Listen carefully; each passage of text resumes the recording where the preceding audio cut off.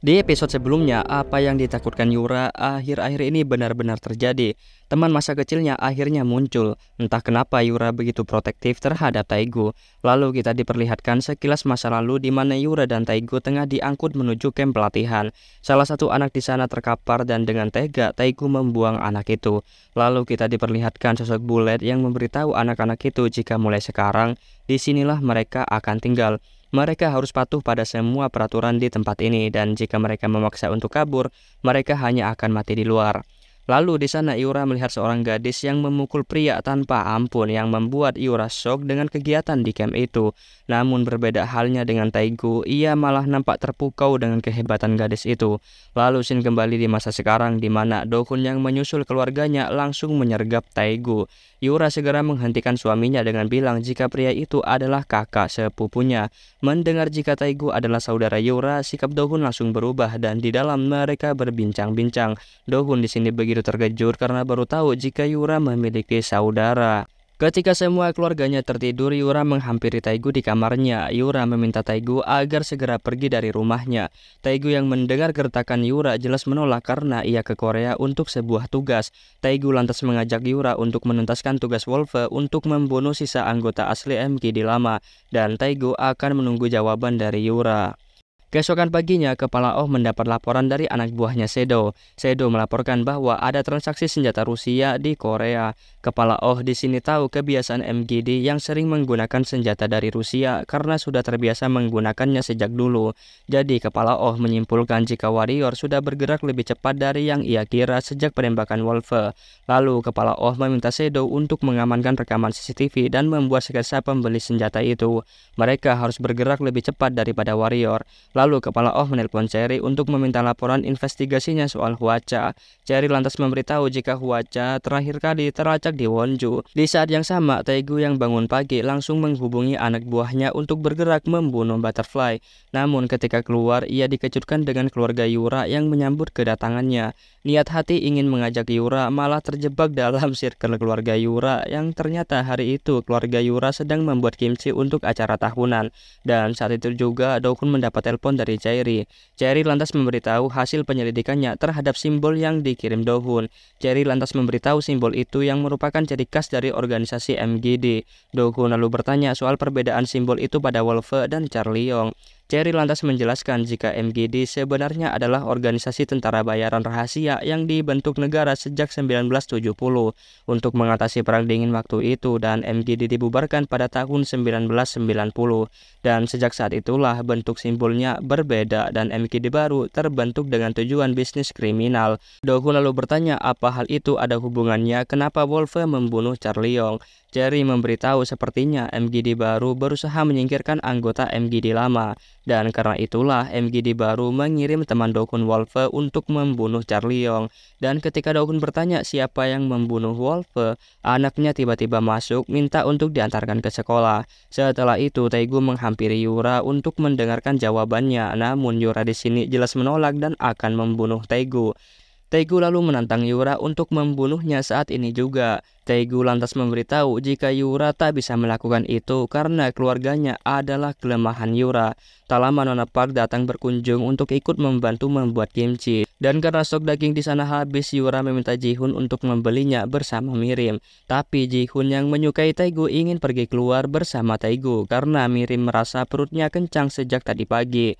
Yura jelas tak mau Jihun pergi berduaan dengan orang yang berbahaya seperti Taegu. Namun di sisi lain, ia harus menangani Nona Park yang tangannya terluka. Beberapa saat kemudian, Jihun dan Taegu telah tiba di rumah dan Jihun di sini ditelepon oleh Mirim untuk menyusulnya ke tempat yoga yang dipesan Yura untuk mereka dan Jihun meninggalkan Taegu di sana. Ketika masuk, Taegu dibuat heran karena tak ada orang sama sekali di sana. Lalu Taegu mengambil sarung tangannya dan kembali membuat kimchi. Namun tak lama ia baru sadar dan berpikir, ngapain sih gua masih bikin kimchi anjir? Ternyata Yura membawa Nona Park ke apotek dan meminta Nona Park untuk istirahat bersama ayah mertuanya. Yura juga menjemput anaknya dan menitipkan di rumah ayah mertuanya. Yura melakukan itu semua hanya untuk menjauhkan keluarganya itu dari Taegu. Lalu Yura menelpon suaminya untuk menjemput Minsho setelah pulang kerja dan di kafe Yura mengirim pesan pada Taegu untuk menemuinya di kafe untuk membahas tawaran Taegu semalam. 밤에 하차 처리. Lalu Shin beralih pada Do-hun yang tengah membayar tagihan rumah sakit Jayol karena tepat hari ini Jayol telah dinyatakan pulih. Setelah itu Do-hun bersama Cherry melanjutkan perbincangan mereka tadi pagi soal pembunuh Wolfe. Di sini Cherry kurang yakin soal itu, namun Bullet adalah kemungkinan besar pelaku penembakan Wolfe karena dilihat pola tembakannya mengincar leher target, dan jika Do-hun melihat data Interpol, Bullet pernah mendapatkan penghargaan jasa tertinggi karena menjadi pahlawan di perang Vietnam. Dan karena prestasinya itu, Bullet memimpin MGD bersama Warrior. Dan ketika melihat para pentolan MGD, Do-hun bertanya di mana mereka semua, karena yang Do-hun tahu Charlie Yong dan Mole sudah tewas.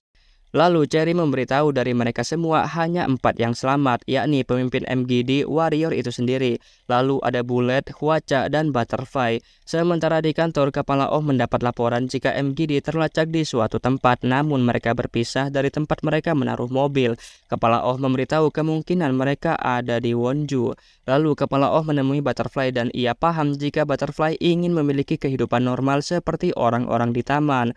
Kepala Oh bisa memastikan hal itu jika Butterfly bersedia untuk menjadi saksi di pengadilan untuk menjerat Warrior. Butterfly bertanya di mana putri dan cucunya. Kepala Oh jawab jika mereka aman dalam perlindungannya selama Butterfly mau diajak bekerja sama menyeret Warrior ke penjara. Lalu Shin beralih pada Do-hun yang menemui Butterfly dan Do-hun langsung to the point bertanya apa hubungannya dengan Kepala Oh.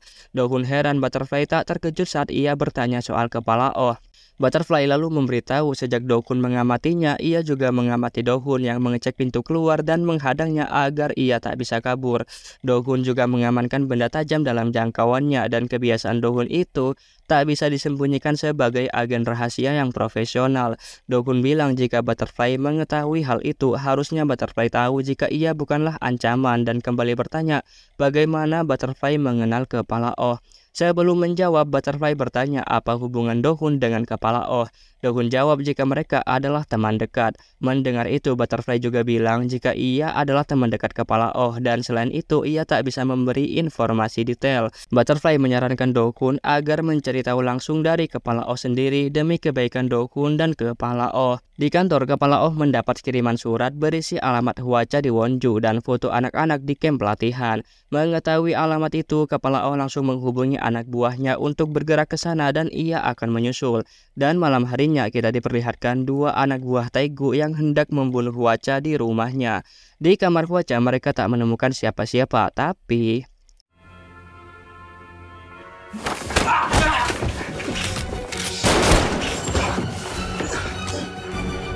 ya, anak buah Kepala Oh Shadow lebih dulu ada di sana dan dia langsung membunuh salah satu anak buah Taegu dan menangkap 1 orang lagi.